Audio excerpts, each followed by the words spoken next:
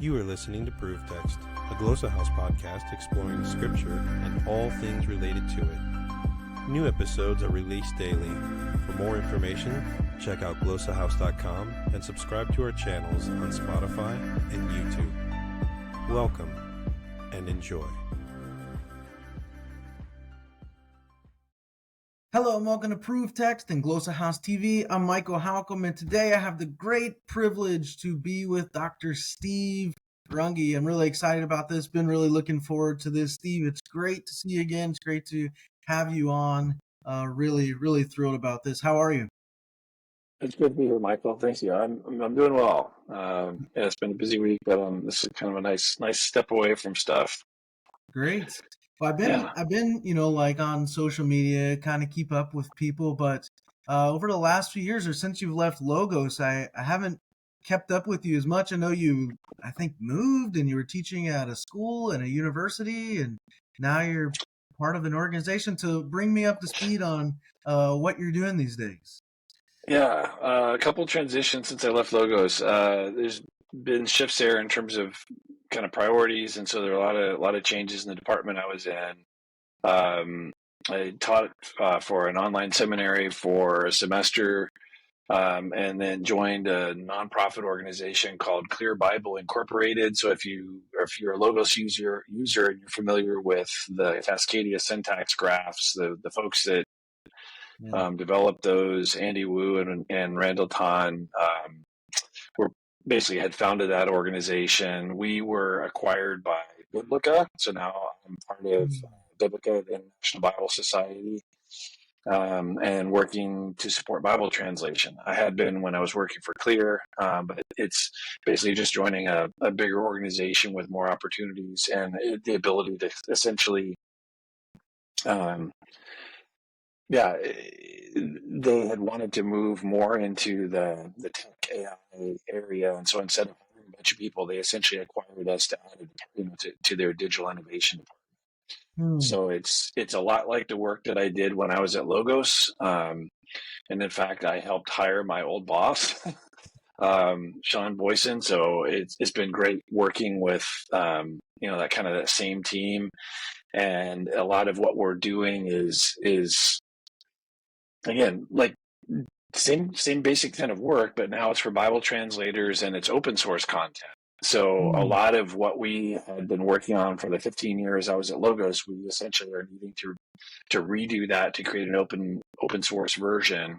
But it's with the benefit of much better resources now in terms of AI and programming capabilities, and the lessons learned of what not to do, what's going to be more effective. And so it's been a blast.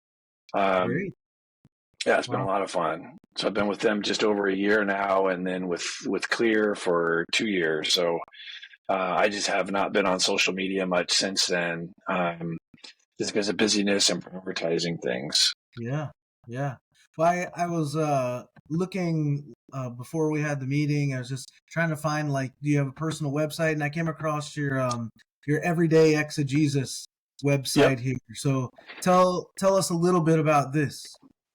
Yeah, this when I first left Faith Life, I initially looked into the potential of self-employment and doing kind of exegetical coaching and workshops and training and things. So that's what this website was built around. I'm hoping to get back to content creation now that things are settled in with Biblica and in terms of my role and the projects we're working on. But that just hasn't been something I've come back to do yet. But there are some blog posts that were started. We initially was partnering with a pastor down in Austin to do some events down there, and but again, it just with the opportunity to shift to a full-time job, this ended up getting set aside. But there's some decent blog posts. So one on Sermon on the Mount, kind of. I've been, I guess, This is really kind of capturing some of the research I've been in the last few years working toward kind of a cognitive hermeneutics, cognitive homiletics, from a practical standpoint. How has God wired us for communication, and how does that work itself out in terms of, how New Testament letters are written, or hortatory discourse in the prophets and in wisdom literature. And then how does that work itself out practically in terms of our hermeneutical approaches? So the series there would give you a bit of an overview, but no major publications or monographs or anything to be pointing forward. It's mainly just practically working it out through data sets and then through some workshops that I've completed in India in April, and a couple more that are coming up this summer and fall. But I'm hoping to get back to doing some formal writing of those, but it will be more for more introductory things than high-level scholarly works. Yeah. So I've always been impressed. You've done a really good job. I don't know how much of this is you or like a team or what, but you've always done a really good job, I think, of capturing things visually, explaining things really well visually. That creativity has always impressed me. Thank you. Yeah, because the high definition commentaries, I was art director, but I turned in stick drawings with crayons kind of thing, and the graphic artist did the rest. So no, if you're, but I think I'm a very visual. I don't know, visual thinker, or think of things in terms of movie clips.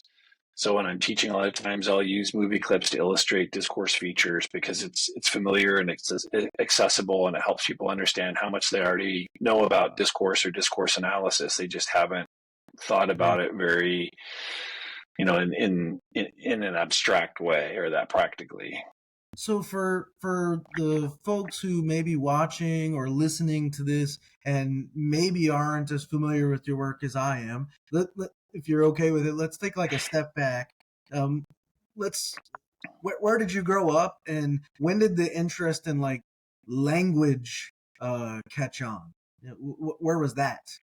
Okay. I was born and raised in the Washington, D.C. area, Northern Virginia, Fairfax County. Now, Burke, what used to be just a little crossroads with the strip mall, is now, a place that people have heard of that live back there. But my dad worked for the government. He got an overseas posting when I was going into 10th grade, so he moved overseas. So I got some exposure to foreign languages outside of high school, French and German, by living in Norway for a year and Austria for 2 years, and then came back to university at Western Washington University here in Bellingham, and became a Christian my freshman year in college. Was really interested in language because I was studying Russian at the time. Wow. And I actually did the first semester of training to look at Bible translation with SIL, partly because I played too much pool my freshman year in college and was behind on credits. So I did summer school and I got 15 credits through doing the SIL training, and that was enough to help me get a minor in linguistics. But realized I didn't have the love for detail. I didn't have the love for long-term projects that Bible translation at the time required. And so it was something I was really interested in. I enjoyed the problem solving. I enjoyed the language description, but it was just like, it would just make me want to put a fork in my eye. So I didn't do anything more with it. But then when I went to seminary, a couple of years after graduating from Western, I was taking Greek and actually studying with Stan Porter. He was one of the Greek professors there, and kind of coming at aspect and the verb system from a different, having been from a highly, coming out of a highly aspectual language in Russian, and realized, that's what Dr. Vida was talking about. Like I'd learned the things, but it didn't click. And so, but having studied Russian and German and French and a little bit of, picked up Norwegian, it just seemed really strange how biblical languages were taught.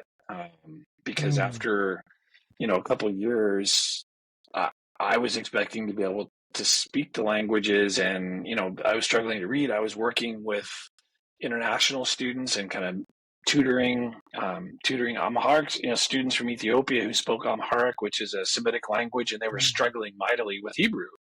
And it's because Hebrew was being explained in terms of Latin or German or English, and where it didn't fit, you kind of stuffed the round peg into the square hole and made it work.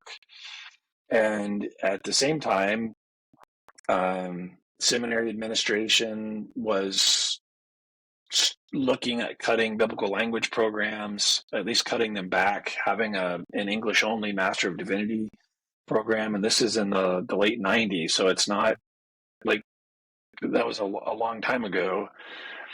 And the biblical studies faculty really weren't in a great position to make a practical case for why that was a bad idea. They said it's important, you need, and people would say, well, why? What do you get out of the biblical languages? And they were kind of hard pressed to provide practical answers. And there was also a short-term mission trip I had taken to visit the churches that the Ethiopian students had come from, and spent 8 weeks over there doing some Bible teaching and some construction work, because that was my background.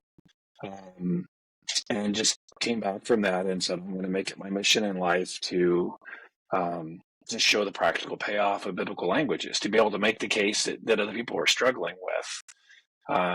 And so that ended up meaning working on another degree, because I couldn't teach with my master's degree. So worked toward a doctoral degree then through University of Stellenbosch, and then was hired by Logos the day after I submitted my dissertation for defense to basically come in and help design and prototype original language data sets and helps and tools and resources that would benefit pastors and students and professors who weren't language specialists. So to basically make, if essentially the president, Bob Pritchett, had challenged me, if this is so useful, then show me and make resources that my mother can use in her Bible study fellowship Bible studies. And that's where the high definition commentaries came out. So just, he would throw me challenges and I was like, okay, he'd give me an idea on a napkin and I'd come back a month later and say, well, how about this? And that was a very, productive challenge, to over the next 15 years to help support features that Logos was developing, or projects like the high definition commentary, or visual databases like the high definition New Testament, Old Testament, and the Lexham Discourse Greek New Testament and Old Testament or Hebrew Bible. So I learned an awful lot about what's possible with technology, and worked with some amazing colleagues that taught me a lot.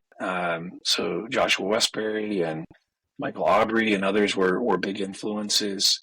And then to be able to bring that expertise then into the Bible translation area has just been a lot of fun, and just another next level kind of challenge for innovating by working across languages. A lot of the goal that we did with the visualization of things like the high definition New Testament, Old Testament, was to be able to flag things on a biblical text without having to have a written commentary, without having to have notes. And the idea with that was so that it could be localized and accessed by people outside of English, even though at the time Logos didn't have any other libraries outside of English. Now they have Spanish, German, French, Chinese, Korean, and Portuguese, I think, probably a couple others by now.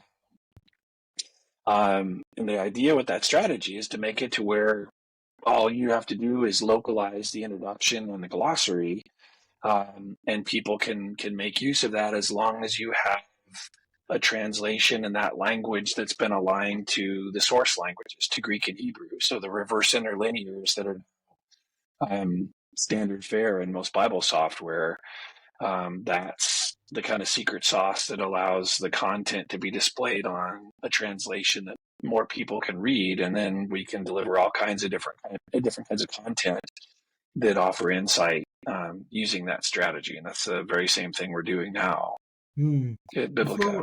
So I want to look at that in a minute, but before we the Lexum version there, and just I was saying before we hit record, let's look at a passage together and let's let people see it through Steve's eyes, kind of thing. But you mentioned that you sort of been moving toward.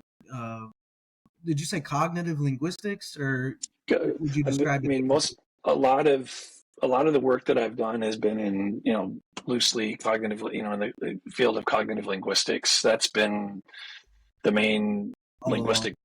um, linguistic field that I've used for approaching pragmatic problems, information structure, and those, conjunctions and those kinds of things. So for somebody listening, what is cognitive linguistics? Like, how would you describe that just to the average person? Cognitive linguistics basically developed as a response to Noam Chomsky and generative grammar and Noam Chomsky, generative grammar developed as a response to structuralist approaches that didn't work. They were close, they were describing patterns, but it didn't work. So Chomsky basically said, well, there must be some kind of internal universal grammar that we use to generate things, and that's where everything comes from.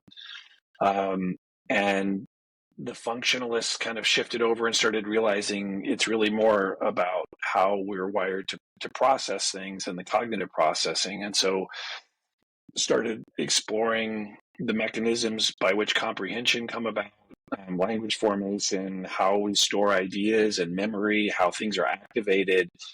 And so cognitive linguistics basically developed. And there's still an important role for generative grammar, but in terms of explaining, how it is that different devices accomplish or bring about different kinds of responses or reactions in us, cognitive linguistics has been a really productive way of doing that, of explaining those things. So if we take something like a rhetorical question, is a rhetorical question somehow fundamentally different than a normal content question? And the answer is no. It's just a question that's used in a context where you're not actually asking a question. And so if you want to test that out, especially with your kids, try answering the rhetorical question with something. So when my kids would come running up when they were little, they're 20, 24, and 26 now, but when they would come running up and say, Daddy, guess what? And I'd say, you found an aardvark in the backyard. And they're like, no, like what? No. And or guess what? And I'll, like any kind of rhetorical question, just provide an answer for it and see how people respond. At first you'll get this puzzled look and maybe they'll be frustrated. And it's because it's basically using a question in a context where it's not needed to bring about a certain pragmatic effect. The same thing with using pronouns to refer ahead to something instead of back to something. Most of the time, pronouns refer to things that are already activated antecedents.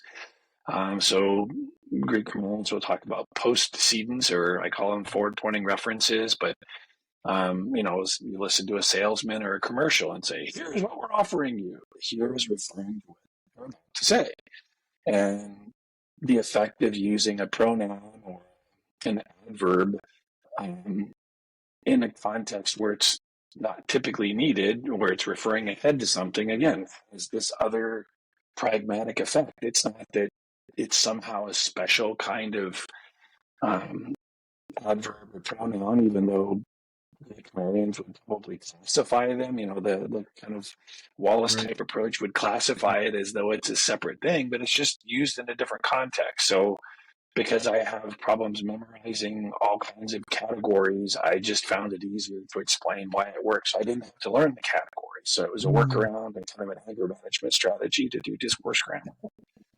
Nice. I'm friends with Dan Wallace, by the way. Dan's done some great work. Just different. Yeah. He's a splitter, I'm a joiner, and so we need each other. Yeah. His story is amazing. Just personal story, and wow, just maybe I'll have him on sometime to hear about that. But so you've been doing you've been doing a lot of Greek work. Great work. You're into translation now, working for Biblica. But one of the things that I wanted to look at, if you're comfortable showing it here, is your Lexum project. Your what is I can't remember the exact name of it, but where you're showing sort of the discourse feature. What initially started as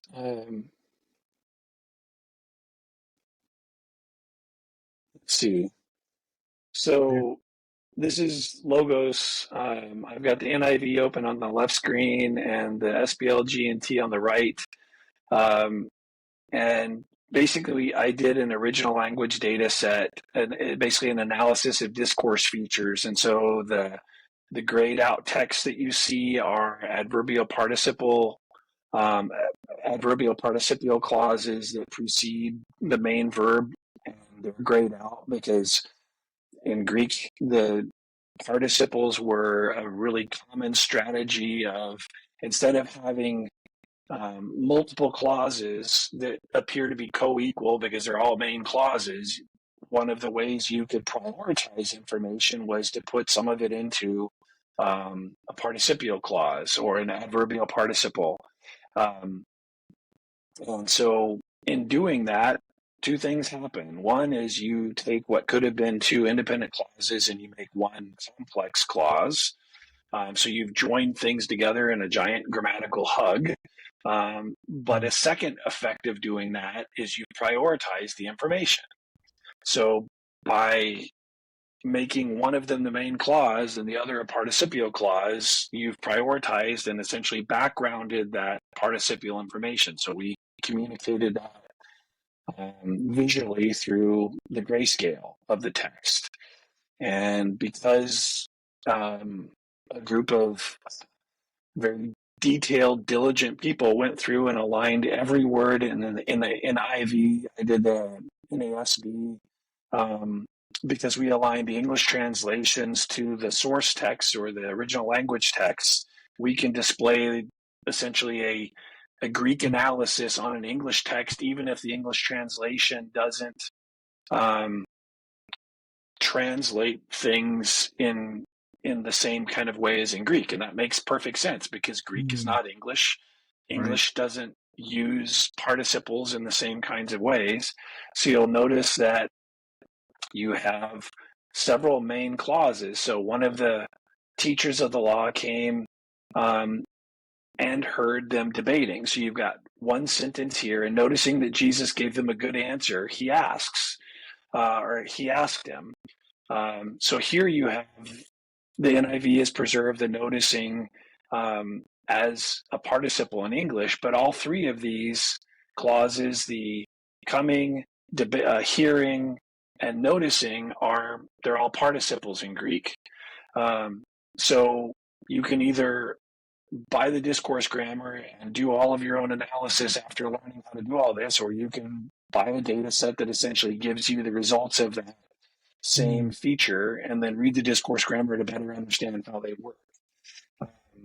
And so we're using the same kind of strategy of using aligned translations for delivering content to Bible translators in very low resource languages where very little is published. And so instead of having to translate the discourse grammar and do all of these other things, we can essentially align a Swahili or an Arabic translation to a source language text, localize the data that we would be visualizing on it, and then use the aligned translations as a way of delivering the content.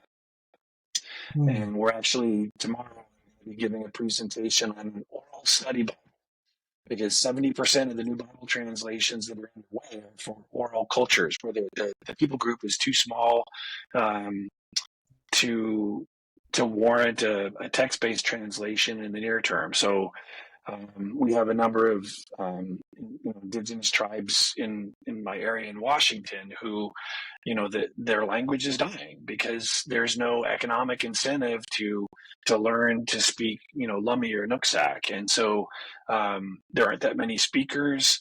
There are, efforts to revive that, but it's something where to spend the years doing a text-based Bible translation compared to like an oral translation is going to be much much more quickly adopted, much more useful, and still getting God's word into the heart language of the folks that would be using it.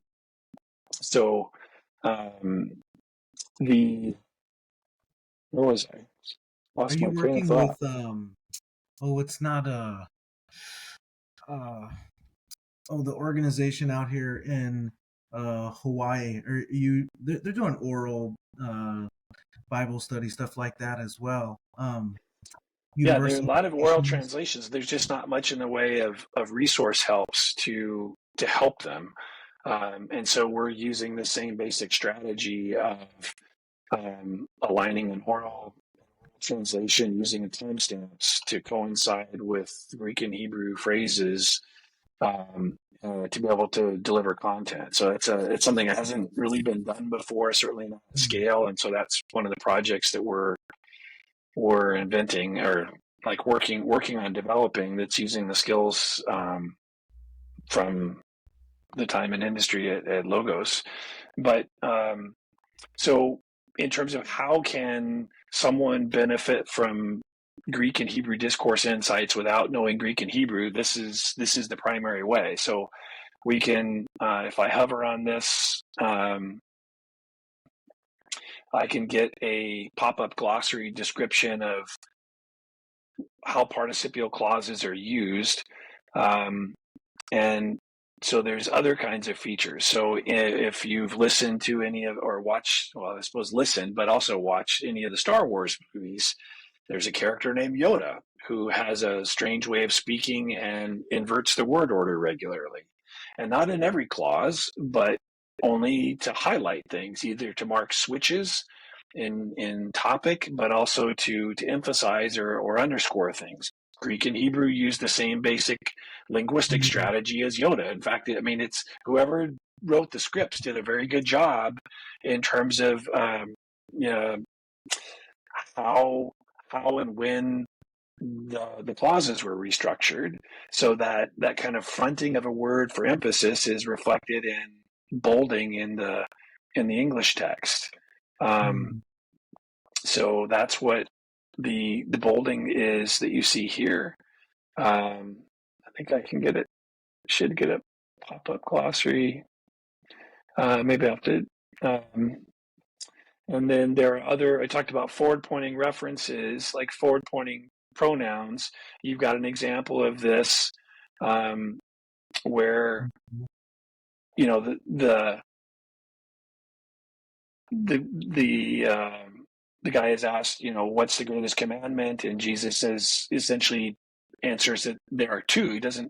He gives the first one, and then he says, and the second one is this. And you'll notice that it's punctuated with a colon, just as we would do in English, but you have a forward-pointing reference and then a target. So to help flag this, to help people slow down and not just read over this because it's so familiar, this is a highlighting device, a way of drawing attention to a key idea. And again, that fits in this context, and that may not be something you're going to preach about, but it can help you slow down and be able to understand, again, a different way of prioritizing information. One was backgrounding with the participial clauses.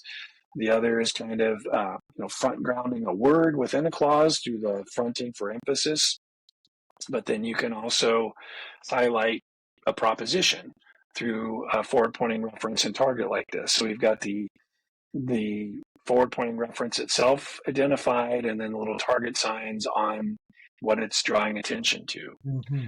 So the idea with this was to make insights from, that's typically found in journal literature or advanced, if it's in the advanced commentaries, and just make it more accessible for the frontline pastors who need it, and especially those who aren't going to have the chance to go back for advanced training, and their original languages are rusty, and they feel bad about what they don't know, and to give them opportunity to use those skills and to have access to these kinds of insights. Yeah, that's excellent. Yeah, very, very creative. And you said you guys are using this sort of stuff too in your new endeavors. How's this being received? Let me go ahead and stop sharing the screen. It's been interesting. I was in India in April for a 2-week workshop, and basically was using logos. We had actually developed we have a Hindi um, an aligned Hindi translation, so I was able to overlay a lot of the content on a Hindi translation, which it turned out that they um, I was in the wrong part of India. Hindi wasn't what they would use. Oh, They would use Malayalam, so we're working on Malayalam translation alignment for when I go back in November. But I mean, everyone spoke English that was there. They were translation consultants, but um, it was surprising at the level of detail we could talk about, because we could talk about features in Greek and Hebrew in uh, with reference to a language they understood, in order to talk about discourse features that they needed to check or to try to find ways to represent in their target languages that they were translating into with the translation teams.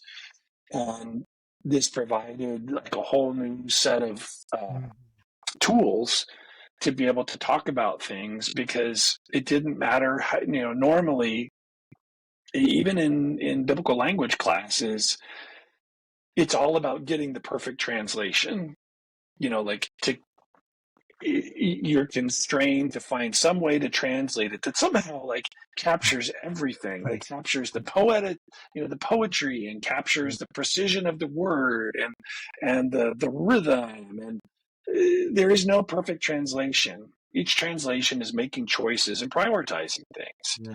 And so if you're into the detail and the structure, then something like a New American Standard can be a real helpful way if you're trying to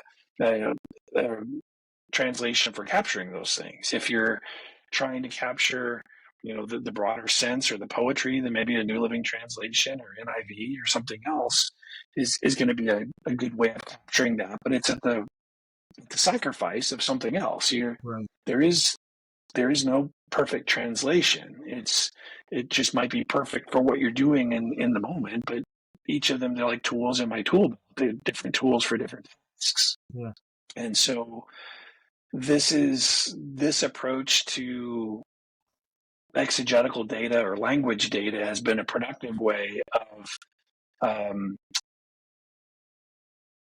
surfacing things, even if people don't, know the language as well, by presenting it in a way that they can understand and be able to talk about. And to have a way of talking about it, just like we can here with the grayed out text, even though NIV translated 2 of the 4 clauses as though they were main clauses, doesn't matter. You can still communicate the information and talk about it. Yeah. So you've been creating a lot of biblical resources, and diving into the biblical languages and linguistics in general, cognitive linguistics, and I'm wondering how. So I was just talking to a friend who had left the faith and sort of gone into atheism, and now he's starting to circle back. And so we were talking yesterday, and he was saying to me, I've been watching you over the years, Michael. You've sort of doubled down on scripture. You doubled down on the language study. And he says, I wanna come back and talk to you about like why that is and what that's done for you. Okay. How has that shaped your faith essentially? And so I'm curious, from your own perspective, you've done all this work. You're diving so deep. I'm wondering what it's done for your faith. To be honest, I mean, it's kind of a double-edged sword. On the one hand, um, when you have doctrinal beliefs about inspiration, say that every word is verbal plenary inspiration, coming in and doing the kind of analysis that I like doing, I can really show that, like that there is no wasted word. There aren't throwaway things. It's not just stylistic variation, and especially moving into developing a cognitive hermeneutic, it I mean, just kind of describing what a cognitive hermeneutic, like what do I mean by that? Let's take someone like Paul. Paul had a message that wasn't his own that he was trying to communicate. And so in writing a letter like Galatians or Romans or Philippians, he was making decisions about his audience, the barriers there might be. So in Galatians, the influence of the Judaizers, or in Romans, the deference that's maybe given to Jewish practice. What are the kind of roadblocks that there might be? Gaps in information, assumptions, presuppositions. And so what's the context? Is he viewed as an authority? Is he not viewed as an authority? All of those things are taken into account in order to move the people from where they are currently to where he believes God wants them to be. And so grammatical decisions, syntactic decisions, ordering of the letter, structuring the letter, rhetorical devices are all motivated by not just venting his information, but to reshape people's thinking and to move them from where they are to where Paul believed God wanted them to be. And in a lot of respects, that's not unlike what a pastor is doing. They have a message that's not their own, and they have an audience that they're talking to, that they're making judgments of what kind of gaps do I need to fill in information? What can I assume?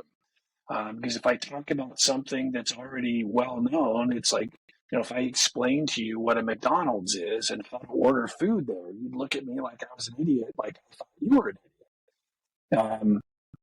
Where when I was in India and trying to figure out how to order food to get through a store, talking to me like I was an idiot was pretty appropriate because I didn't know anything. I didn't speak the language. And so you see Paul, you can see Paul making, like, you foolish Galatians, don't you know? Like, these statements are where he's surfacing things he knows full well that they should know, and he's reminding them that they know. And it has a shaming effect, but it also accomplishes a rhetorical purpose. So all of those decisions we can tie back to that, what typically has been the champion thing of exegesis, which is authorial intent. So I have all the more confidence now, having done this, about the, not just inspiration, but the brilliance of the writing and the intentionality of things. But it also, the other side of the sword is that it can be easy to get so interested in analyzing the text I don't meet the God who inspired it. And it can treat scripture like an idol almost, in the sense of getting distracted by the cool things that are amazing and that need to be described, but to not just spend the time to listen and to just be in the text and meet with God there.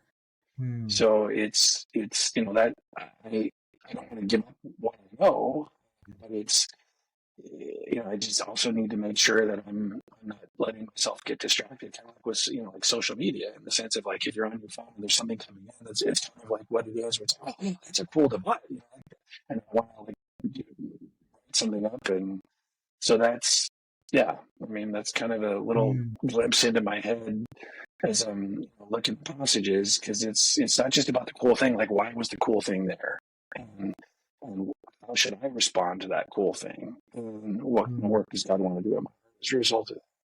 Yeah, it was interesting because the guy I was talking to yesterday said, when he ventured into atheism, that part of his problem initially and still was scripture and the languages. And I don't know what he meant exactly by that, but for me, as I've studied, languages over the last 2 decades or something, I've found that it's had the effect of increasing my reverence on the one hand, and then on the other hand, just strengthening my faith. Like as you were talking about, like noticing the amazing portion, the amazing things in there, and the intentionality. Um, and so I've found that getting into the language has totally strengthened my faith, rather than taken away from it, or distracted, or something like Yeah, it depends. I mean, there are different downsides. I know some people that have gotten into languages because they want to proof text and kind of use it as a weapon for their theological position, or to show people it can puff you up. We probably run into people that that's so there's lots of different challenges, and I've been that person in different points. that. There's a seminary Yeah. seminary professor I was saying that, like, original languages are like your underwear. You're expected to wear it, but you're not supposed to show it to people. Like that was kind of the euphemistic way of talking about it. It's a good thing to have, but it's not always appropriate to go flash. So, and that's the challenge, is like, if you know the languages well and you're using them well, people really shouldn't know that you're, when you talk about, when you appeal to the Greek for the authority to sometimes strengthen a weak position, it's better just to talk about like what the writer's trying to do, or what God's communicating, or Jesus' point, or whatever like that. You don't always have to show how you. I mean, there's a point to defend things, in an appropriate context, but there's also just letting people crawl into the text and give them a tour of how, again, like that, following that same kind of path that Jesus is, as he's like talking to this young person and trying to move him from where he is to where he needs to be by what he says. And then the question is, what is there for me to learn in that? What common ground do I have with the guy asking the question?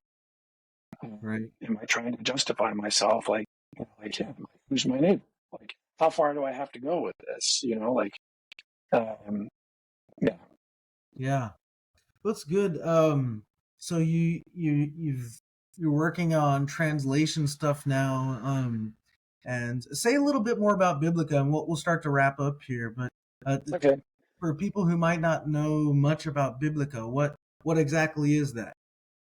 Biblica has been around for over 100 years. I think it's 135 years. It started out as the New York Bible Society, back when Bible societies were, organized locally to send either fund translations or to send Bibles overseas. And Biblica has, moved not so much in Bible translation, but in supporting international Bible societies around the world, and kind of helping with rights management, publishing, and doing support work like that, as well as supporting Bible engagement. So for languages and cultures that have, including in the U.S., that have translations in their language, to help promote Bible literacy and Bible engagement through different programs. More recently, Biblica's international strategies have really been worked out through partnerships with organizations like Young Life, more regionally based or regionally organic organizations around the world, to partner with them and support their work, instead of Biblica having to replicate, the on the ground staff, and to work as a resource, both through funding and through content development and whatever else that would be necessary. But there's also a big support for Bible translation, especially in low resource languages where there's not a lot that's been documented. And so that's more the side that I'm working on, but then also, a lot of the same resources that I'm developing to support the Bible translators, the translation consultants, and church-based Bible translators who know the languages well, but don't have a strong background in translation theory or linguistics, to basic resources that are understandable and useful for them to support their work. But those same resources generally are also applicable for the churches that are planted in the areas that use that translation. So the same kinds of resources that a pastor or a Bible teacher would use. So it's definitely changed over the years, but the core mission has remained the same. And they're really championing getting God's word out, both through translations, but also through promoting engagement and literacy, as well as a number of other organizations doing similar kinds of work. Great. Yeah, I'm not incredibly familiar with them, but so I've been poking around the website, knowing that you and I were going to meet, just trying to figure out what this is. But I noticed on your it was maybe your Twitter or somewhere, you're also a research fellow is senior research fellow. Is that with this group? Is JWW? No, my alma mater from seminary, Trinity Western University, is well known for their Septuagint program. And John Weaver's, before he passed, probably about 10 years ago, was a key voice in Canadian Septuagint studies, University of Toronto. So a number of the faculty were his former students, and so his library was left when he passed away, as well as an endowment. So the John Weaver's Institute for Septuagint Studies was founded by Rob Ebert, Larry Perkins,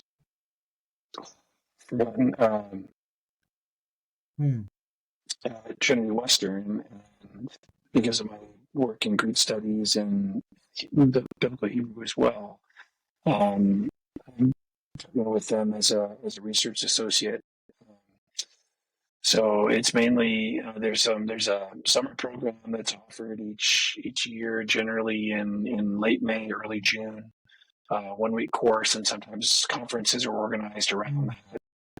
And they have a very strong Septuagint studies program now with a master's degree that complemented what was happening with Peter Flint and Marty Abag with the Dead Sea Scrolls Institute at the university. So yeah, it's an unpaid research appointment, but I get library access as a result of that, as well as being able to contribute as it's appropriate. Wow. Man, well, I appreciate you carving out some time to talk. Do you have any projects on the horizon or speaking engagements that you'd like to put on people's radar? I know you do. At least you have in the past. You've done like some online seminars and stuff like that. You got anything you want to point people to? Not at the moment. Like I said, I think based on a couple different things that have just come up in the last week, doing a book blurb and realizing this actually ties in pretty closely to this cognitively. So it's ended up opening up a conversation with Christoph Helig in Munich. But yeah, I think nothing at the moment to point to. The workshops I'm doing, I'll be at the International SPL meeting in Amsterdam early August, and then late July, early August in the Philippines for some translation and pastors workshops in the Manila area in late August, and then in India in early November for translation workshops. So nothing that's going to be publicly out there, but I'm hoping that in 2025, once we get more of these resources a bit more developed, these open source projects, to open that up more for pastors and students that would be interested. Because again, it's got that dual application, and it's just not far enough along yet to point people to it, to take it for a test drive. Gotcha. Excellent. Well, it's good to see you, Steve, man. Keep up the good work. I appreciate. Thank you. Thank you for the invitation. Yeah, appreciate all the good stuff you're doing, and blessings to you on your ministry and your travels and all that.